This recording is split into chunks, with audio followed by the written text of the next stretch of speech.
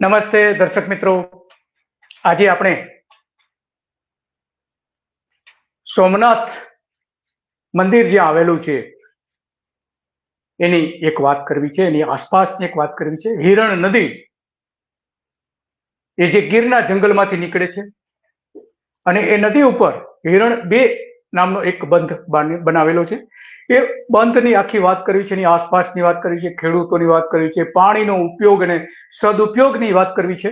કારણ કે એક મોટો વિવાદ થયો છે આ હિરણ બંધને લઈને, અને એ ચૂંટણીના જે હિસાબ કિતાબો સાથે જોડાયેલો આ બંધ છે. અને એટલા માટે આજે એની ચર્ચા કરવી છે, કારણ કે એમાં અનેક પ્રકારની બંધને લગતી કેટલીક ગેરરીતિઓ પણ સરકાર પોતે કરી રહી છે. તો એના માટેની વાત કરવી છે આપણે, કારણ કે ચૂંટણી પૂરી થઈ અને અહીંયા જે એક કંપની છે, આદિત્ય બિરલાના જૂથની એક કંપની છે, એ કંપનીને જે વેરો ચૂકવવાનો થતો હતો 445 કરોડ રૂપિયા, એમાંથી 280 કરોડ રૂપિયા રાજ્ય સરકારે માફ કરી દીધો. પાણીના દર ચૂકવવાના થતા હતા એ શા માટે માફ કરી દીધા ચૂંટણીના સમય, ચૂંટણી પહેલા? તો આ બધી જ બાબતો આજે મોટો વિવાદ ઉભો થયો છે એની સામેના, કારણ કે 1999 થી આ કંપનીના વેરા બાકી હતા, પાણી વેરા બાકી હતા, અને એટલા માટે એનો એક વિવાદ ઉભો થયો છે. આસપાસના ગામડાઓમાં તો છે જ, પરંતુ હમણાં ગાંધીનગરમાં પણ આ અંગે જયારે એના સરકાર ઉપર આરોપ મૂકવામાં આવ્યો ત્યારે સરકાર પણ મૌન બની ગઈ છે. તો આના સંદર્ભમાં આપણી સાથે ખેડૂત આગેવાન પણ જોડાવાના છે અને એમની સાથે પણ આપણે ચર્ચા કરીશું. ત્યાંના સ્થાનિક ખેડૂત આગેવાન છે એ પણ આપણી સાથે લાઈવ જોડાવાના છે, તો એની સાથે પણ આપણે ચર્ચા કરીશું. અને એટલા માટે આ અત્યંત મહત્વની બાબતની આજે ચર્ચા કરી છે. આદિત્ય બિરલા જૂથની જે છે ગ્રાસિમ કંપની એ અહીંયા આવેલી છે, અને પેલા એ ઇન્ડિયન રેવન તરીકે જાણીતી હતી, પછી ટેક ઓવર થઈ અને એ કંપની અહીંયા કામ કરી રહી છે અત્યારે. અને એટલા માટે અહીંયા જે કઈ વાત થાય છે એ અત્યંત આ કંપની જે આપણે જોઈ રહ્યા છીએ ઇન્ડિયન રેવન જે તરીકે પેલા ઓળખાતી હતી, એ ગ્રાસિમ કંપની, અને 1999 થી જે અહીંયા હિરણ 2 બંધ છે, આ કંપનીનો સેટેલાઇટ વ્યૂ આપણે જોઈ શકીએ છીએ. આ કંપની આવેલી છે, આ હિરણ ડેમ 2 બંધ જે છે એ જોઈ શકાય છે.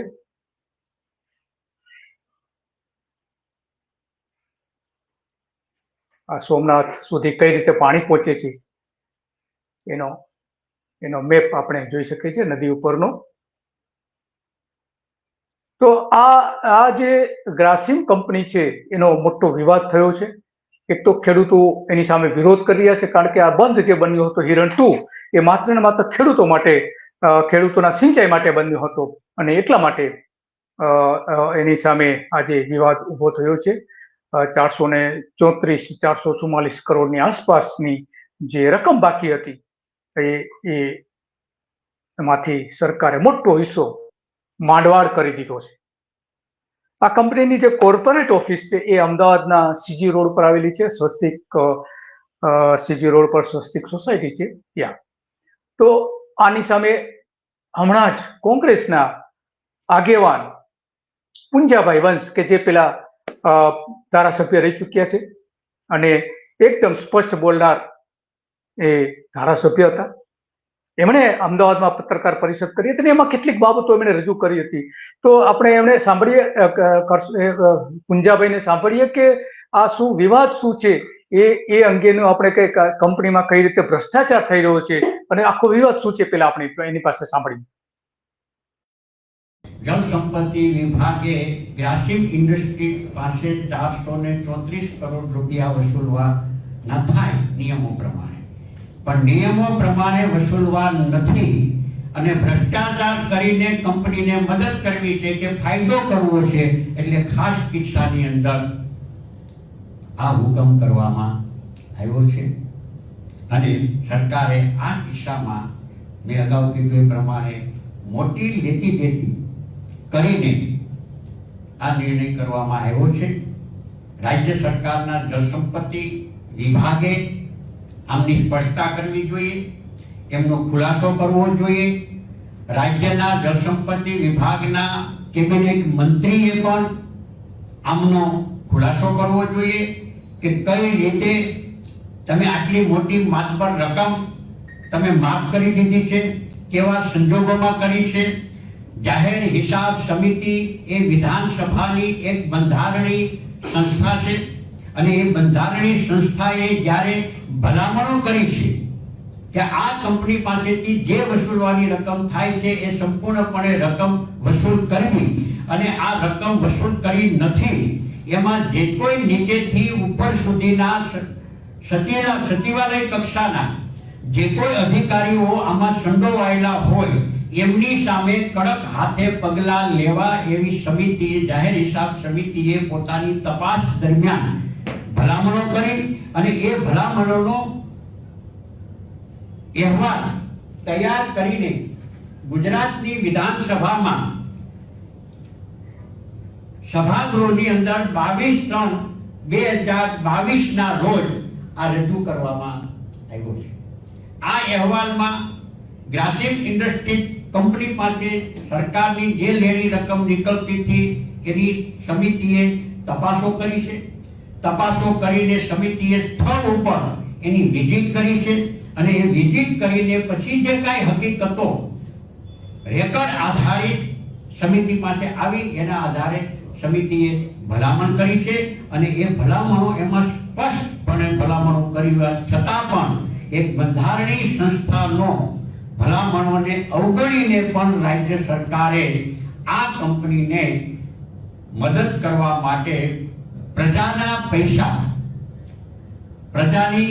પૈસાનો વ્યય કરીને એક કંપનીને ફાયદો કરાવવા માટે રાજ્ય સરકારે. તો પુંજાભાઈ વંશ જે કહી રહ્યા હતા કે કંપનીને ફાયદો કરાવી દીધો, 280 કરોડ રૂપિયા જેવી રકમ માફ કરી દીધી હતી. મૂળ આ લડત જે ઊભી થઈ, આખો ઇસ્યુ જે ઊભો થયો એ જીબી સોલંકી કરીને ત્યાં સ્થાનિક ખેડૂત આગેવાન છે. એમણે એની પોતાના હકનું પાણી એને મળતું નહોતું ખેડૂતને, તો એને લડત ચલાવી, ભાઈ મને શા માટે નથી મળતું, મારા માટે તો ડેમ બનાવેલો છે, મને પાણી મળવું જોઈએ. તો એને લડત ચલાવી અને આખું જે આ કૌભાંડ જે હતું, વેરા નહીં ભરવાનું, પાણી વેરા નહીં ભરવાનું, એ આખું આ ખેડૂતે શોધી કાઢ્યું અને પૂંજા વંશને એને બધી વાત કરી કે આ રીતનું અમારી સાથે છેતરપિંડી થઈ રહી છે. અને પૂંજા વંશે એમણે જાહેર હિસાબ સમિતિ છે, સમિતિમાં ત્યારે એ ચેરમેન હતા, ધારાસભ્ય હતા ત્યારે, અને એમણે આખો ઇસ્યુ ઉભો કર્યો હતો. હિરણ 2 બંધનું પાણી કંપનીને આપી દેવામાં શા માટે આવે છે, એ આખો જે વિગતો રજૂ કરી હતી એ એમણે કરી હતી. અને એમાં એક વિગત એવી બહાર આવી હતી કે સૌરાષ્ટ્રમાં જેટલા પણ બંધ છે, લગભગ 200 ની આસપાસ બંધ છે, એમાં સૌથી વધારે નફો કરતો હોય એવો આ એક બંધ છે. કમાન્ડ વિસ્તાર એના 22 ગામ છે અને એમાં તો હવે બહુ ઓછા લોકોને અત્યારે એને પાણી મળી રહ્યું છે. આ આપણે ડેમ જોઈ રહ્યા છે, હમણાંના દ્રશ્યો છે, છલકાઈ ગયો છે ડેમ અને ઓવરફ્લો થઈ રહ્યો છે. અત્યારે હિરણ નદીમાં પાણી જઈ રહ્યું છે. ઘણો મોટો ડેમ છે, કારણ કે અહીંયા 6,800 હેક્ટર કમાન્ડ વિસ્તાર છે. આ જ પાણી ત્યાં ખેતરોમાં જાય છે અને ખેડૂતોને સિંચાઈ માટે વાપરવામાં આવે છે આ પાણી. અને એટલા માટે જ આ ડેમ બનાવવામાં આવ્યો હતો. અને અહીંયા ખેડૂતોને એ પાણી આપવાનું હતું, પરંતુ અત્યારે માંડ થોડા ખેડૂતોને જ અત્યારે મળી રહ્યું છે. 22 ગામમાંથી બહુ ઓછા ગામમાં અત્યારે સિંચાઈ થઈ રહી છે, નહેર દ્વારા પાણી આપવામાં આવે છે, કારણ કે ડેમમાં પાણી જ નથી રહેવા દેવામાં આવતું અને ખેડૂતોને જ નથી આપવામાં આવતું. અને એટલા માટે પાણીનો કાળો કારોબાર અહીંયા થઈ રહ્યો છે.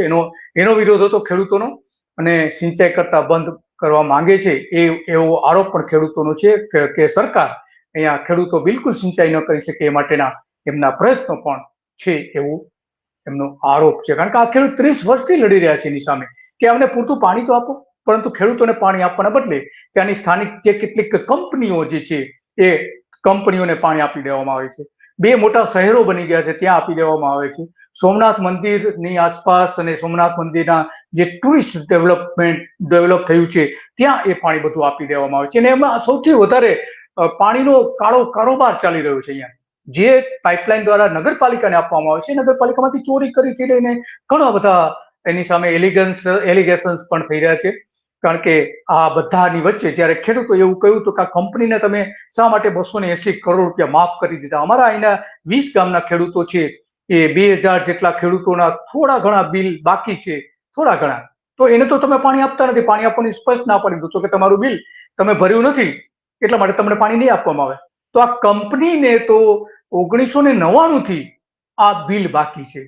24 વર્ષ થઈ ગયા, પૈસા ભરતી જ નથી કંપની.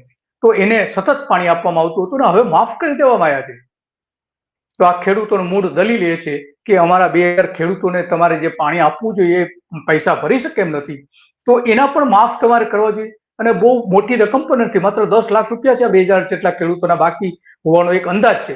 અને સ્પષ્ટ એ નથી વિગતો, પરંતુ 2000 જેટલા ખેડૂતોના પૈસા બાકી છે. આ રીતના એને જે પાણી વેરો ભરવો પડે સિંચાઈ માટેનો. મૂળ આ આખી જે ખેડૂતો જે છે એને 9 કિલોમીટરના મુખ્ય નહેરના 2000 જેટલા ખેડૂતોના આ રીતે 10 લાખ રૂપિયાની આસપાસ હોવાનું માનવામાં આવે છે. અને આખો મામલો જે રીતે વાત કરી પુંજાભાઈ, એ ઉપરથી આપણે જોઈ શકીએ છીએ કે એમણે જાહેર હિસાબ સમિતિ ઉપર ઘણા બધા જે જાહેર હિસાબ સમિતિ જે અહેવાલ આપ્યો હતો એનો એ વૈધાનિક સંસ્થા છે, બંધારણે બનાવેલી સંસ્થા છે જાહેર હિસાબ સમિતિ. અને જે ધારાસભ્યો ચૂંટાઈને જતા હોય છે એ આ સમિતિ માત્ર એક એવી છે કે જેમાં વિરોધ પક્ષના કોઈ ધારાસભ્ય એના અધ્યક્ષ હોય છે. એમાં પુંજાભાઈ અધ્યક્ષ હતા ત્યારે એ બધી વિગતો એમણે તપાસ કરાવીને સ્થળ તપાસ કરીને બધી જ વિગતો જાહેર કરી હતી. હવે એ જે ભલામણ કરે એ સરકારે એમાં બીજું કોઈ આંખો મીચીને એનો અમલ જ કરવાનો હોય છે, પરંતુ અમલ કરવાના બદલે આ જ કંપનીને એક બાજુ પર આ સમિતિ જે છે બંધારણીય સમિતિના હક્કો જે છે એનો કત્લે આમ કરીને એક કંપનીને મદદ કરી છે. આ જ ભારતીય જનતા પાર્ટીની સરકારે એક બંધારણીય સંસ્થા જાહેર હિસાબ સમિતિનું પ્રભુત્વ જે હતું એ ઘટાડી દીધું હતું. એ અંગે શું કહી રહ્યા છે બંધારણીય સંસ્થા અંગે પુંજાભાઈ, એ પણ આપણે સાંભળીએ. જાહેર હિસાબ સમિતિ પાસે તપાસ વખતે જે વિગતો આવી હતી તો રાજ્યના મોટા ભાગના ઉદ્યોગ ગૃહો પાસે લાંબા સમયથી જે લેણી રકમ વસૂલવાની હતી એ એક યા બીજા કારણોસર એની મિલકતમાં બોજો નાખવામાં આવ્યો નહોતો. કમિટીના ધ્યાન ઉપર આ બાબત આવ્યા પછી કમિટીએ ભલામણો કરી અને એ ભલામણો કર્યાને આધારે ગીર સોમનાથ કલેક્ટરે 2019 ની અંદર ગ્રાસિમ ઇન્ડસ્ટ્રીઝ કંપનીની મિલકતની અંદર બોજો નાખવા માટેનો હુકમ કર્યો. અને એ હુકમની અંદર એ વખતે રકમ જે થતી હતી એ 266 કરોડ 37 લાખ રૂપિયા જેવી રકમ થતી હતી 2019માં. કલેક્ટરે હુકમ કરીને બોજો નાખી દીધો. હવે એ બોજો નાખ્યા પછી સામાન્ય રીતે સરકારના ધારા ધોરણ ને નિયમ અનુસાર રકમ બોજો નાખ્યા પછી એટલી જ રકમ સરકારે વસૂલવી જોઈએ. આ કિસ્સાની અંદર બોજો નાખ્યો 266 કરોડ 37 લાખ રૂપિયાનો અને એની સામે રાજ્ય સરકારે માફ કર્યા છે વસૂલ કર્યા છે 157 કરોડ રૂપિયા. એટલે બોજો નાખ્યા પછી પણ એ રકમ ન વસૂલીને સરકારે 107 કરોડ રૂપિયાનો સીધો ફાયદો કરાવરાયો છે. અને મને લાગે છે કે આ પ્રકારનો નિર્ણય રાજ્ય સરકારમાં પહેલી વખત બોજો નખાઈ ગયા પછી પાછળથી માફ થયો હોય એવો કિસ્સો મારા ધ્યાનમાં અત્યાર સુધી ક્યારેય પણ આવ્યો નથી. જે બોજો નાખવામાં આવે છે એ પછી ખેડૂત પાસે હોય, ખેડૂત ઉપર કરવામાં આવે, કોઈ નાના મોટા ઉદ્યોગ કરતા ધંધો કરતા હોય એના ઉપર હોય, કોઈ સરકારી લેવાનો એકવાર બોજો નખાઈ ગયા પછી એ બોજ સરકારે વસૂલ કરવાનો હોય છે, પરંતુ વસૂલ નથી કરવામાં આવતો.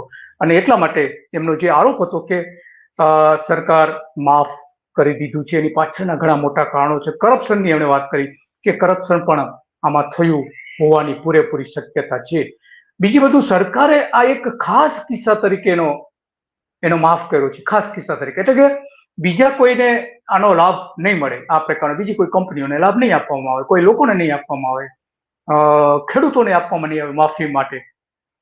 તો આ એક જ કંપની માટે ખાસ કિસ્સા તરીકે કેમ લીધો? એટલે શંકાની સોય જે છે એ ભારતીય જનતા પાર્ટીની આ જે સરકાર છે એ સરકારની સામે ચિંધાઈ રહી છે, કારણ કે લગભગ જાન્યુઆરી ફેબ્રુઆરીમાં આમાંથી મોટા ભાગની રકમ માફ કરી દીધા હોવાનો આદેશો થયા હતા ચૂંટણી, જ્યારે લોકસભાની ચૂંટણી યોજવાની હતી ત્યારે. અને એટલા માટે આખી બધું રાજ રમતથી લઈને પૈસાની લેતી દેતી થઈ હોવાના આરોપો પણ મૂકવામાં આવી રહ્યા છે. આ આખું કૌભાંડ કઈ રીતે થયું એની રજૂઆતો પણ કલેક્ટર સમક્ષ થઈ હતી કે કલેક્ટરે આખો જ્યારે કમિટીએ કહ્યું હતું કે આના ઉપર બોજ નાખો, ત્યારે કલેક્ટરે જુનાગઢ ના કલેક્ટરે એ સમયે ગીર સોમનાથના કલેક્ટરે એના પર બોજો નાખ્યો હતો. અને ત્યારે ગીર સોમનાથ જિલ્લો નહોતો પણ જુનાગઢ જિલ્લામાં હતું, અને તે કલેક્ટરે એના પર બોજ નાખ્યો હતો કે જ્યાં સુધી આ રકમ વસૂલ નહીં આવે ત્યાં સુધી એની જે મિલકતો છે એને ટાંચમાં રાખવામાં આવશે, એનું એ વેચી શકશે નહીં. પરંતુ સરકારે તમામ પ્રકારની છૂટછાટો આપી દીધી અને ગેરકાયદેસર રીતે જે પાણી લીધું હતું એ પાણી પણ આ રીતે એમણે આપી દેવામાં આવ્યું હતું. અને એટલા માટે પુંજાભાઈ વંશ જે છે પૂર્વ ધારાસભ્ય એ પણ આ જ પ્રકારના આરોપો મૂકી રહ્યા છે કે આ કંપની માટે સરકારે કેવા ખોટા કામો કર્યા છે, એ પણ હજુ આપણે સાંભળીએ એમની પાસે.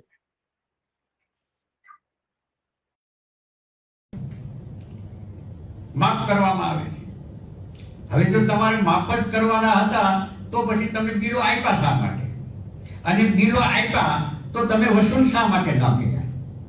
આના ઉપરથી બહુ સ્પષ્ટ થાય છે કે આવડી માતબર જેવડી મોટી રકમ રાજ્ય સરકારે રાજ્યના જળસંપત્તિ વિભાગે માફ કર્યા છે અને જે હુકમ કર્યો છે એના ઉપરથી બહુ સ્પષ્ટ થાય છે કે આ સમાધાનમાં મોટી રકમની લેતી દેતી થઈ હોય તો જ આ શક્ય બને.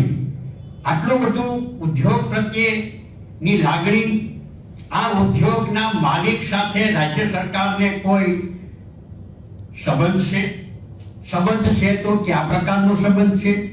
આટલી બધી મહેરબાન શા માટે થવાનું કારણ શું? અને સામાન્ય રીતે આપણે કહેવત છે ગુજરાતીમાં કે માલિક મહેરબાન તો ગધા પહેલવાન, એ આપણી જે કહેવત છે એમ રાજ્ય સરકાર આ કિસ્સાની અંદર આ ઉદ્યોગ ઉપર એટલી બધી મહેરબાન થઈ છે કે 279 કરોડ ને 70 લાખ રૂપિયા જેવી રકમ માફ કરી છે. તો આ રકમ જો રાજ્ય સરકારે વસૂલી હોત તો રાજ્યના ગરીબ, પછાત, છેવાડાના લોકો માટે, એના વિકાસ માટે આ વાપરી શક્યા હોત. શિક્ષણ પાછળ વાપરી શક્યા હોત. જિલ્લા કક્ષાએ હોસ્પિટલોની અંદર આરોગ્યની પૂરતી સુવિધાઓ નથી, દવાખાનાઓના ઠેકાણા નથી, એના બિલ્ડિંગોના ઠેકાણા નથી, દવાખાના હોય તો એમાં ડોક્ટરો ના હોય, એમાં પૂરતી વ્યવસ્થા ન હોય, સંસાધનો પૂરતા ના હોય. તો આટલી મોટી રકમ માફ કર્યા સિવાય જો વસૂલી હોત તો આ લોકોના હિતમાં, લોકોની જરૂરિયાત છે એમાં આ ઉપયોગ થઈ શક્યો હોત. પણ રાજ્ય સરકારે એવું ના કર્યું, પણ ન કર્યું અને સરકારે એને માફ કરી દીધા. એનું કહેવાનું એવું છે, કારણ કે એની આસપાસના જે સોમનાથની આસપાસના જે વિસ્તારો છે ત્યાં લોકોને પૂરતી આરોગ્ય સુવિધાઓ પણ મળતી નથી. આ ઉપરાંત ત્યાં બીજી એક જે આ કંપનીએ જે ખોટું કર્યું છે એ ગ્રાસીમ કંપની કે જે વેરાવળ પાસે આવેલી છે, એણે જે પાણીની જરૂરિયાત હતી એ પાણીની જરૂરિયાત માટે એને કૂવો પણ ખોદ્યો હતો. એ કૂવો જે છે એ કૂવો પણ ગેરકાયદેસર, જે સરકારે કેટલીક એના માટે જમીન આપી હતી, 100 બાય 100 ફૂટની જમીન આપે કઈ તમે કૂવો બનાવો, પરંતુ એ કૂવો બનાવવાના ત્યાં એ જગ્યાએ કૂવો બનાવવાના બદલે આ કંપનીએ 929 એટલે કે 930 ચોરસ મીટરની જમીનનો, સરકારી જમીનનો ગેરકાયદેસર કબજો લઈને ત્યાં એમણે કૂવો બનાવી દીધો અને કૂવામાંથી પાણી મેળવવામાં આવતું હતું. એવો પણ આરોપ મૂકવામાં આવે છે આ કંપની જે પાણી લેતી હતી ડેમમાંથી, તે કૂવામાંથી, કે એના જે મીટર હતા, મીટરની જે સિસ્ટમ હતી એને પાણી માપવા માટેની, એમાં પણ ગોલમાલ થતી હોતી એવા આરોપો પણ ઘણા બધા ખેડૂતો મૂકી રહ્યા છે. એના પુરાવાઓ પણ એટલા બધા છે એની સામે સરકાર. અને એ પાણી વાપરતી હતી કંપની, પણ કેટલાક એન્જિનિયરો જે છે કે આ સરકારના અધિકારીઓ જે છે એ પાણી કંપનીને આપવા માટે થઈને પાણીનું બાષ્પીભવન વધારે થઈ ગયું છે, પાણીનું ઓછી આવક થઈ છે, પાણીનો વધારે નિકાલ થયો છે એમ કરીને પાણીને ખોટો હિસાબ પણ આપતા હોવાના પણ પુરાવા કેટલાક ખેડૂતોના હાથ ઉપર છે, અત્યારે પણ આપણે જોઈ રહ્યા છીએ. અને એટલા માટે આ આખું જે સ્કેમ થયું છે એ સ્કેમ કોઈ પણ રીતે ખેડૂતો માફ કરવા તૈયાર નથી. સરકાર દ્વારા ફાળવવામાં આવેલી જમીન બદલે કંપની પોતે જ જમીનનો બીજી જમીનનો કબજો લઈને એનો ગેરઉપયોગ કરે આખી સરકારી જમીનનો. તો મહેસૂલ વિભાગે એને 2 દિવસમાં માહિતી મોકલવા વિનંતી કરી હતી. જોકે મહેસૂલ વિભાગે કંપની સામે જમીન પચાવી પાડવાનો કેસ નોંધી શકાય એમ હોવા છતાં પણ આ લેન્ડ ગ્રેબિંગનો કેસ આ કંપની સામે હજુ સુધી સરકારે કર્યો નથી. અને આમાં સરકારે જે કંઈ કરેલું છે એનાથી મોટો ગેરફાયદો તો પ્રજાને છે, ખેડૂતોને છે. એનું પાણી જે મૂળ હેતુ હતો ડેમ બનાવવાનો, એના બદલે પાણી જુદી જ જગ્યાએ વપરાઈ રહ્યું છે. વેરાવળમાં ઇન્ડિયન રેવન યાન બનાવે છે, સ્વામયાન બનાવે છે, ઘણું બધું ત્યાં એનું કામ છે. માત્ર આ ગુજરાતમાં એક જ જગ્યાએ એની કંપની છે એવું નથી, 4 જગ્યાએ આ જ ગ્રુપની આદિત્ય બિરલા ગ્રુપની કંપનીઓ આવેલી છે. અને એની મોટા પ્રમાણમાં લગભગ 45 બિલિયન ડોલરનું એનું ટર્નઓવર છે આ ગ્રુપનું. અને એટલા માટે આટલી ફોર્ચ્યુન 500 કંપનીમાંથી એ કંપનીનું નામ છે. અને આ કંપની જ્યારે ખોટું કરતી હોય ત્યારે સરકાર એને મદદ કરતી હોય, તમામ પ્રકારની કાયદાને બાજુ પર મૂકી દઈને જ્યારે ખેડૂતોના બિલ બાકી હોય તો ખેડૂતોને પાણી નથી આપવામાં આવતું, પહેલો હક જે એમની પાસે પહેલો હક છે. તો આ બધા જ બાબતો આપણે જોઈએ તો એમાં સ્પષ્ટપણે એવું દેખાય છે કે સરકારે જે કંઈ કર્યું છે આ કંપની માટે થઈને એ કોઈ પણ રીતે કોઈ પણ સંજોગોમાં માફ કરી શકાય એવું નથી. ખેડૂતો તો માફ કરવા પણ તૈયાર નથી. અને એટલા માટે અહીંયા આ સમગ્ર આ ઘટના જે બની છે એ જે પાણી પ્રધાન છે, ગુજરાતના પાણી પુરવઠા પ્રધાન છે કુંવરજી બાવળિયા, એને આની સ્પષ્ટતા કરવી જોઈએ એવી પણ માગણી કરવામાં આવી છે જસદણના ધારાસભ્ય. અને એટલા માટે આ આખી ઘટના એમના માટે અત્યંત ચિંતાજનક છે, પ્રજા માટે ચિંતાજનક છે, સરકાર માટે તો ચિંતાજનક તો કઈ રીતે કહી શકીએ, કારણ કે સરકાર પોતે જ આમાં ઇન્વોલ્વ છે. તો એટલા માટે આની સ્વતંત્ર રીતે તપાસ કરવી જેવી ખેડૂતોની માગણી છે. અને જો સરકાર ખેડૂતોના આ જે હકના પૈસા હતા એ માફ કરી દે તો કોઈ પણ રીતે ચલાવવા તૈયાર નથી. અને કદાચ આનું આંદોલન પણ થઈ શકે છે, વિરોધ પણ થઈ શકે છે, ખેડૂતો ડેમ પર જઈને ધરણા પણ કરી શકે, આવું બધું જ શક્ય છે. ખેડૂતો પોતે પણ કહી રહ્યા છે, એના જે કેટલાક ખેડૂતો સાથે વાત કરતા એવું સ્પષ્ટપણે અત્યારે દેખાઈ રહ્યું છે. અને એટલા માટે આ આખો મુદ્દો જે છે એક વર્ગ માટે જે ડેમ બનાવવામાં આવ્યો હતો એ વર્ગને પાણી આપવાને બદલે બીજા વર્ગને પાણી આપવામાં આવે છે કે જે ઉદ્યોગ સાથે જોડાયેલા છે, અબજોની સંપત્તિ જેમની પાસે છે, કરોડો રૂપિયાની ફેક્ટરીના માલિક છે, એમને પાણી આપી દેવામાં આવે છે. તો આવા બધા ઘણા બધા કારણો છે કે જે સરકાર સામે ભ્રષ્ટાચારની આંગળી ચીંધી શકે છે. આ માત્ર એક કિસ્સો ભ્રષ્ટાચારનો નથી. દરેક જગ્યાએ આપણે જોઈએ છીએ કે આ સરકારમાં સૌથી વધારે ભ્રષ્ટાચાર અત્યારે થઈ રહ્યો હોવાનું આપણે ઘણા બધા બનાવો બહાર આવી રહ્યા છે. ડ્રગ્સથી લઈને ઘણા બધા એવા કિસ્સાઓ બહાર આવી રહ્યા છે કે જ્યાં ભારતીય જનતા પાર્ટીના નેતાઓ તો સંડોવાયેલા દેખાય જ છે, ઉપરાંત અધિકારીઓ પણ બેફામ બનીને લૂંટ ચલાવી રહી છે પ્રજાની. ખાસ કરીને જે જિલ્લા કલેક્ટરમાં હમણાં આપણે 6 કલેક્ટર સામે તો આવા આરોપ પણ મૂકવામાં આવ્યા છે. તો આવી બધી જ બાબતો એવી છે કે જે પ્રજા માટે ચિંતારૂપ છે. અને પ્રજા હવે આ પ્રકારનો ભ્રષ્ટાચાર નહીં ચલાવી લે એવું સ્પષ્ટપણે માની રહી છે. બસ આજે તો આટલું, અને આવતીકાલે આવા જ કોઈક મુદ્દાઓ પર આપણે ચર્ચા કરીશું. અને આની સાથે આપણે કઈ બાબતો જોડાયેલી છે એ પણ આપણે ચર્ચા કરીશું. તો હલો, તો આપણે હલો સંભળાય છે? હલો કરશનભાઈ. દિલીપભાઈ બોલો. આખી જે પાણીની જે ત્યાં તમારે ખેડૂતો માટેનું જે પાણી હતું એ કંપનીઓને જે આપી દેવાની ઘટના આખી બહાર આવી છે, તો ત્યાં શું પરિસ્થિતિ છે? એક ખેડૂત તરીકે તમે એને કઈ રીતે જોઈ રહ્યા છો? વેરાવળ, સોમનાથ ને આસપાસના જે ખેડૂતો છે એ શું માની રહ્યા છે કે આ કંપનીને આટલો બધો ફાયદો જે કરાવી આપ્યો છે 280 કરોડ રૂપિયાનો, અને ખેડૂતોને જે પાણી મળવું જોઈએ એટલે એને બદલે કંપનીને પાણી મળી રહ્યું છે, એવા આરોપ પણ થઈ રહ્યા છે. તો ત્યાં શું પરિસ્થિતિ છે આ કંપનીના સંદર્ભમાં? દિલીપભાઈ, એમાં શું છે, 1974 જે ડેમ બન્યો ત્યારે સિંચાઈ યોજના ખેડૂત માટે જ ડેમ બન્યો હતો. પણ એ પછી આ છ કંપની જે છે એમાંથી પાણી લઈ જાય અને એમાં ઇન્ડિયન રોયલ છે એ તો ઓવરફ્લો એનો ઓવર મીટર મૂક્યા વગરનું પણ પાણી લઈ જતા, અને એમાં અમે સિંચાઈ સામે ઉપવાસમાં પણ ઉતરાતા ખેડૂત બધા. ત્યારે અમને પાણી ઈ પણ ખેડૂતે તો પણ પાણી અને ઇન્ડિયન રોયલ ને એમનો પાણી લે 23-24 વર્ષથી જઈને પાણીનો કર પૈસા નથી ભર્યા. અમે પુંજાભાઈને અમે જ કીધું હતું અને પુંજાભાઈએ એ બોજો નકવી દીધો હતો ઇન્ડિયન રોયલ ને મિલકત ઉપર, છતાં પણ એને 280 કરોડ માફ કરી દીધા.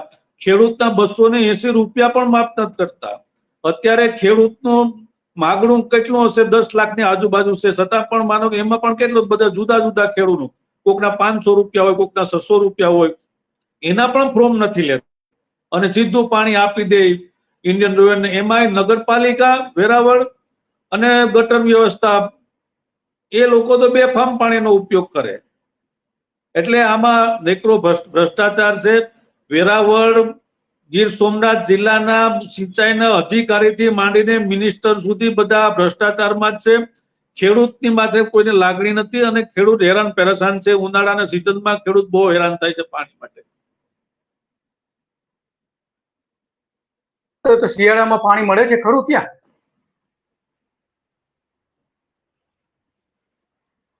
હલો હલો હા, શિયાળામાં તમને કેટલા ચોમાસામાં પાણી મળે છે, ઉનાળામાં મળે છે કે શિયાળામાં મળે છે સિંચાઈ માટે? પુખ્ત ઉનાળામાં અમને 7 પાણ હવે મળે. અમે આના માટે પીએલઆઈ દાખલ કરી કોર્ટમાં, હાઈકોર્ટમાં, ત્યારે અમને 7 પાણી મળે. બાકી તો અમારી પાસેથી 7 પાણીના પૈસા પણ લઈને એક પાણી આપે ને બે પાણી આપે. એક ધારું પાણી દરરોજ આપે એવું નથી. હા, પૂરતું પાણી પણ નથી આપતા. Yes yes. હા. તો તમારા પાકને નુકસાન થતું હશે ને? સરકાર જે પૂરતું પાણી નથી આપતી સિંચાઈ વિભાગ, તો ત્યાં ઘણી વખત તો ભાઈ દિલીપભાઈ, પાક ખેડૂતનો એમનો નિષ્ફળ જાય, સુકાઈ જાય, છતાં પણ પાણી નથી આપતી. ઇન્ડિયન રોયલ ને પાણી આપે, જીએસએલ ને પાણી આપે, મોરાસાને પાણી આપે, ઉદ્યોગોને, પણ ખેડૂતોને છતાં પણ પાણી આપતા નથી. તો હવે શું કરવા માંગુ છો? સરકારે તો આના બધા માફ કરી દીધા 280 કરોડ રૂપિયા, તો તમારા 200 રૂપિયા પણ માફ કરવા તૈયાર નથી સરકાર ખેડૂતોની. તો હવે શું કરશો તમે? અમે તો હવે માનો કે પુંજાભાઈ ની અમે સાથે છે, બધા ખેડૂતો પણ એની સાથે છે, અને આના માટે સરકાર પણ ધ્યાન નહીં દે. સરકારમાં પણ ઉદ્યોગોને કેટલું હાવ લાણી આપી દે, એને શું જરૂર છે? અને માનો કે ઉદ્યોગોમાં એને નફો નુકસાન જતું હોય તો ઉદ્યોગો બંધ કરી દેવાય. આ ખેડૂતો જો પોતાની ખેતી બંધ કરી દે તો ઉદ્યોગપતિના પેટમાં પણ રોટલી ક્યાંથી જશે? એ પણ સરકારને વિચારવાની જરૂર છે કે ખેડૂત છે તો એના બાળકો ભણવા જાય, એને ડબ્બો લઈને જાય ને એમ ટિફિનનો, એમાં પણ રોટલીનો કટકો જાય તો એનું પેટ ભરાય. 500 ની નોટ નાખી એનું પેટ નહીં ભરાય. એ આ સરકારને પણ વિચારવાની જરૂર છે. ખેડૂત છે તો જ છે આ બધું. છતાં પણ ખેડૂતની સાથે સરકાર પણ નથી. અમે પણ જોઈએ રોજ, પણ હવે આમાં પણ હજી જવાબ નહીં આપે અને ઇન્ડિયન રોયલ સામે બીજા પગલા નહીં લે અને આ મંત્રી માનો છે, મિનિસ્ટર, એ પણ જો આમાં ખુલાસો નહીં આપે તો અમે પણ